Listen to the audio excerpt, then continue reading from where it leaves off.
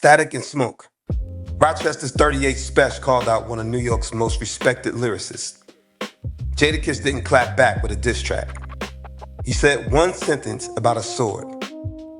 This beef is still live right now, moving between podcasts and diss tracks as we speak.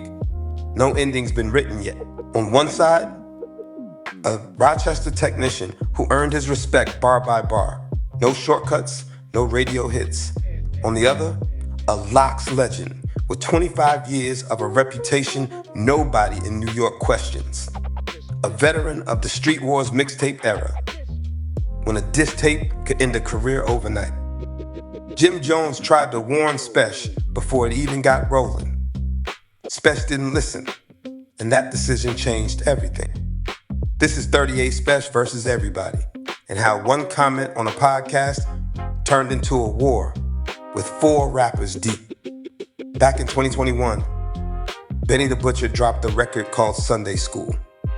Jadakiss was on it. So was 38 Spesh.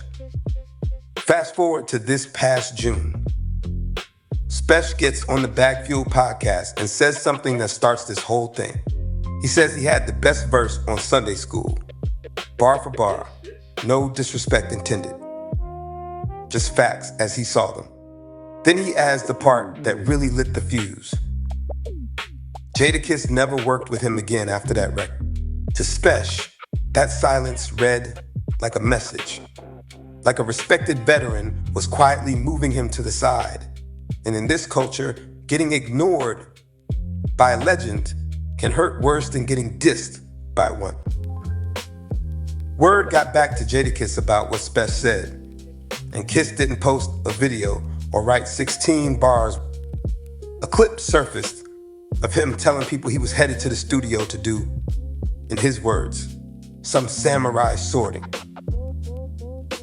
No name needed. Everybody in the culture knew exactly who that line was aimed at. That's when Jim Jones stepped in on the No Funny Shit podcast, telling Spesh straight up, 38 Spesh is nice, but come on, bro. If he had enough years in for this fight. Spesh didn't back down for a second. He said Jim Jones wasn't even qualified to speak on rappers with real bars. Days later, on July 8th, Spesh dropped a diss track aimed straight at Fat Joe, widening the war on his own terms. The very next day, Fat Joe and Jadakiss went live on their Joe and Jada podcast with DJ Khaled, right there hyping it up, and premiered a record called Aroma with Stove God Cooks. On the feature, Jadakiss dropped the line everybody clipped. Is this about a verse, or is this about a career? That bar was a direct callback to the Samurai line, pulling straight from Shinobi, and everybody caught it instantly. In one move, 3 respected veterans lined up against one Rochester rapper, and the story stopped being about one song. Spesh's response was simple. He stopped treating this as one beef and started treating it as a stand against all of them. He put Fat Joe and DJ Khaled in the crosshairs by name, not just Jadakiss anymore, and the beef got bigger. On July 13th, he posted 4 words on social media. All of y'all are in trouble. One day later, back on BagFuel, Spesh went in on everybody.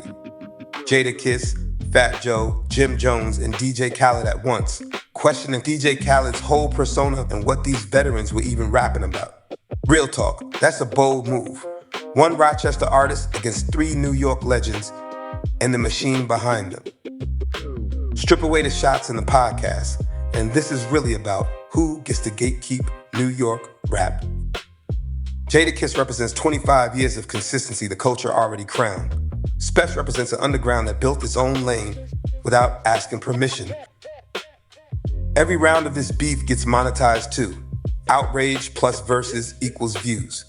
And everybody involved knows it, whether they say so or not. As of right now, there's no resolution, no truce, no final verse that ends the story. So the real question isn't who wins. It's whether the underground can actually dethrone an era, or if legends like Jadakiss just don't lose. Static and Smoke. From P. Cutter, the creator of Street Wars. New episodes every Tuesday and Friday.